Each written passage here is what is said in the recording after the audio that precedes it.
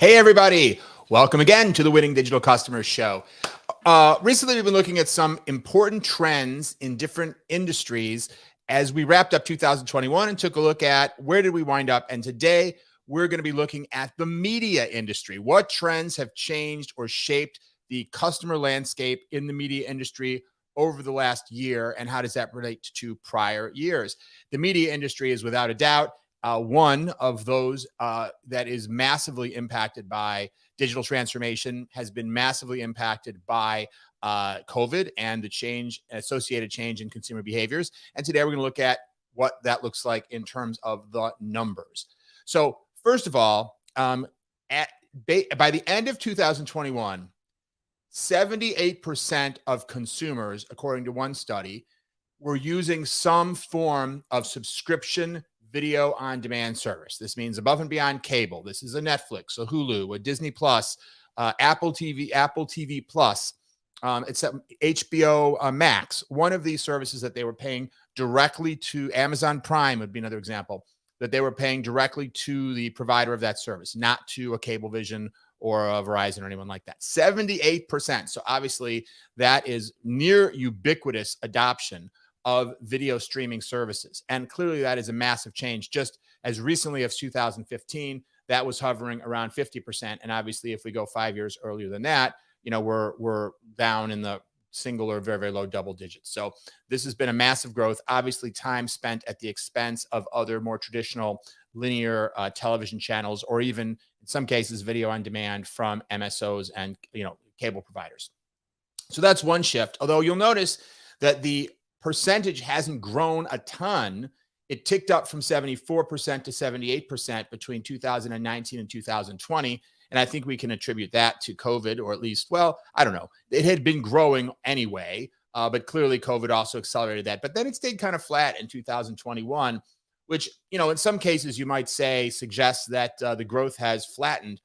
But I don't think it has. And I think it's rather just an indication of the fact that when anything reaches when anything reaches penetration of 78% of all people in the United States, you are probably approaching saturation, because there's always going to be a segment of people who simply don't have the means. They don't have the discretionary income to invest in something like a video streaming service. They may not have the infrastructure to be able to stream over their internet connections, if they even have internet connections. So 78% may be approaching the maximum penetration in terms of a percentage that we're going to see. But let's take a look at this. This graph is showing the average number of subscription video on demand platforms that individuals are subscribed to. And so in 2019, that was an average of 6.9 subscription video on demand services. And that includes both paid services and also free services that people may be subscribed to. What sometimes are called, SVODs, your subscription video on demand, and then your AVODs, your advertising supported video on demand services. And you can see that, interestingly, the number of people went up between 2019 and 20, as we showed on the prior chart, but the actual average was pretty flat between 19 and 20. But in 2021, all of a sudden, that jumped up quite a bit, from an average of 6.9 to 8.8. And, I don't have any data on exactly what to attribute that, but if I were to speculate, we've seen the introduction of some just fantastic new services. Amazon Prime just has exploded with the amount and quality of original content. Apple TV Plus came onto the scene. Disney Plus came onto the scene actually in 2020, but has certainly been continuing to explode in 21, and of course continues to introduce a lot of new original content. So I think what's really happened is that the multiple new, truly premium, high quality additional SVOD services became available. And obviously that has massively impacted the average number of services. So even if the penetration hasn't increased in terms of the number of people or households, the number of services that they're subscribed to has been going up. And, although we haven't seen nearly as huge of a growth in revenue, the actual revenue, was up 3.5% or so from 2020 to 2021, clearly much less than the average growth in the number of platforms that people were subscribed to, which may suggest that a number of those platforms were in fact not paid platforms that they were subscribing to, and to increment the number of average subscriptions. Nevertheless, we're still seeing very, very substantial growth. And many of you know that there have been price increases. Netflix is increasing their price, for example. One of the things that remains true is that most of these premium subscription video on demand platforms are not really making much of a profit right now. They're spending so much money creating the fabulous original content that everyone has become addicted to, whether it's Ozark or, whatever your favorite, The Handmaid's Tale, and so on and so on. The Mandalorian. I'm just thinking of my favorite shows. If you haven't watched any of all of those, you got to check those out.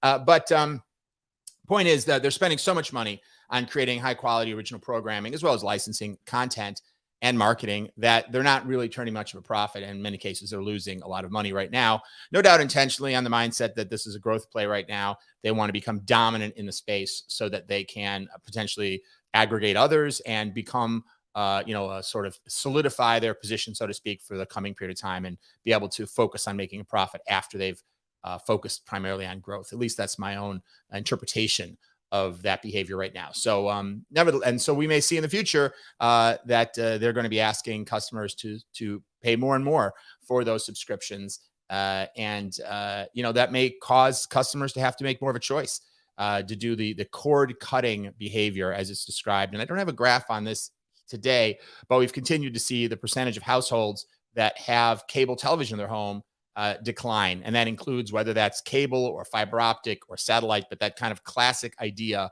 of a cable service, however it's provided technology wise, continues to decline in favor of many households have both, but it's continuing to decline. And I think what we're going to see in the coming few years is that these premium providers of subscription video on demand are probably going to aggregate more content. We're seeing, for example, CNN Plus has now been aggregated into HBO Max. So if you have an HBO subscription, you can watch live CNN right on your HBO, wherever you watch your HBO Max, whether that's through a Roku device or through an Apple TV or through an Amazon Fire Stick, or just built into your television if it's a smart TV.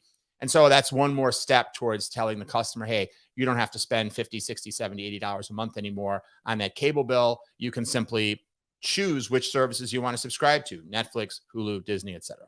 And we're also seeing Disney and Netflix working closely together. Disney, of course, has substantial ownership in Hulu and is now bundling Hulu together with Disney Plus. So I think we're going to see more aggregation in this space, more consolidation, and ultimately, higher prices, so that as these continue to become an absolute necessity in people's lives, then they're going to be able to charge us even more money, and many households will have to make a choice between paying that cable bill and paying their subscriptions. And by the way, we're also seeing the time spent on video streaming continue to rise. So further indication of the growing importance of these SVOD platforms, or the AVOD platforms, over the top, over in general, which is to say video delivery to the home, which goes right on the internet rather than going through a cable system or terrestrial broadcasting. From 2019 to 2020, we saw a very substantial jump from 51 minutes to 62 minutes on average. Of course, again, people were shut in with COVID, so many exterior activities were curtailed, and no doubt that led in part to more streaming. But even now, from 2021, not only have we sustained that increase, but we've added to it another 8% or so. So the average person now streams 67 minutes of content a day, and continuing to rise. Now, that's the video on demand space. But if we turn our attention to theatrical distribution, theatrical presentation of films, this, of course, has been decimated by COVID. You can see from this chart, in terms of box office revenue in 2019 and 2018, these were banner years for the movie industry in terms of a theatrical presentation. Almost $12 billion in 18, $11.3 billion in 2019.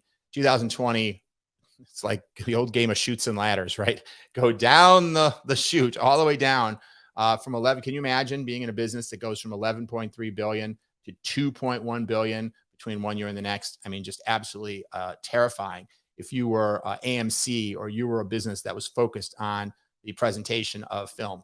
Of course, if you're a film studio, things weren't nearly so bad, because what did we see happen? We saw many of those same films that were in the pipeline be released simultaneously to various kinds of streaming platforms, paid, whether they were pay-per-view or whether they were just part of some sort of a subscription bundle like a Disney Plus.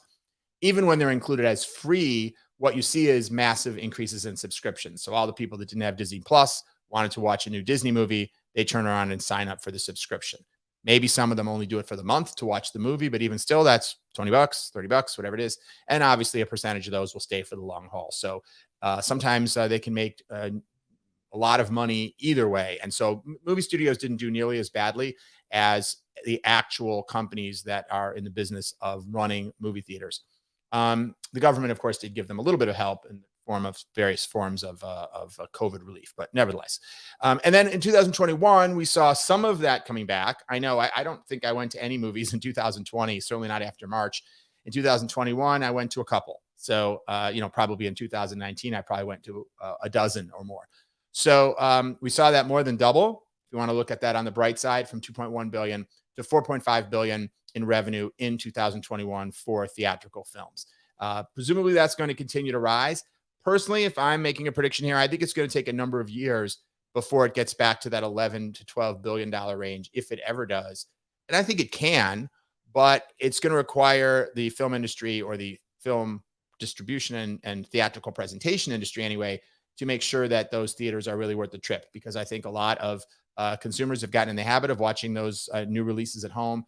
And I think that film studios have gotten a little bit in love with the revenue they can get from those platforms when released simultaneous with the big ad campaigns and when they're fresh and new.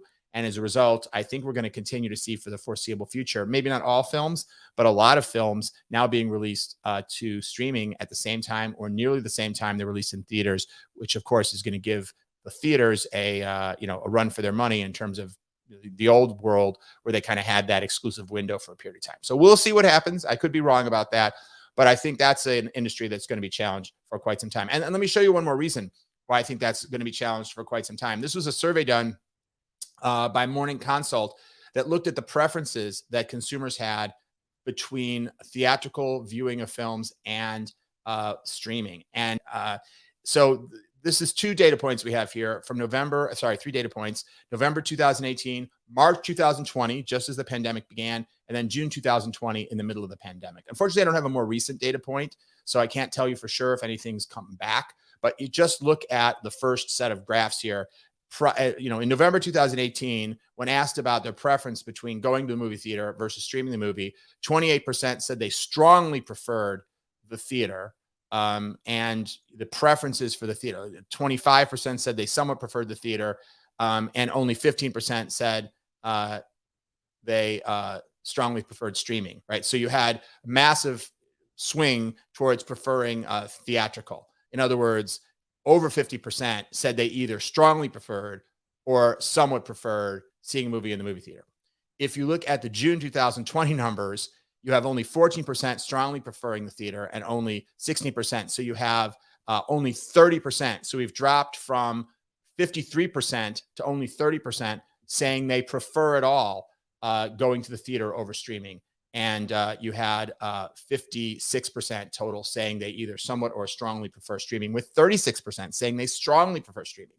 So this is a massive swing, and I expect this will come back a little bit, but this just shows you that it's not probably just about COVID and COVID prevention, because these aren't people who said, well, I prefer the theater, but I can't go to the theater right now, right? The theater is closed due to COVID. In June 2020, it was closed, at least in most municipalities. But these are people who said, I actually prefer it. So those kind of, we've talked very often on this show about how COVID has been a forcing factor, forcing people to change their behavior. But once behavior is changed, very often consumers, they get used to a new habit, and then they don't necessarily go back to the pre-existing behavior, even once the forcing function has resolved or been removed. So those are some trends I think are interesting. I think we can continue to expect streaming and ad-supported and subscription video on demand services to be the growth area when it comes to filmed content, as well, of course, as things like YouTube. And probably something new coming as well as we look at the Web 3.0 and blockchain, the metaverse. It's not yet clear exactly what that's going to look like. I think the golden era of streaming will be with us for a few more years, but there's probably something else starting to peek up beyond the horizon as well. So we'll want to keep an eye on that. And no doubt, we'll talk about on this show or on my podcast some of those topics over the course of this year. Well, that's it for today. As always, thank you for listening or watching the Winning Digital Customer Show. Look forward to seeing you next time. And until then, keep transforming.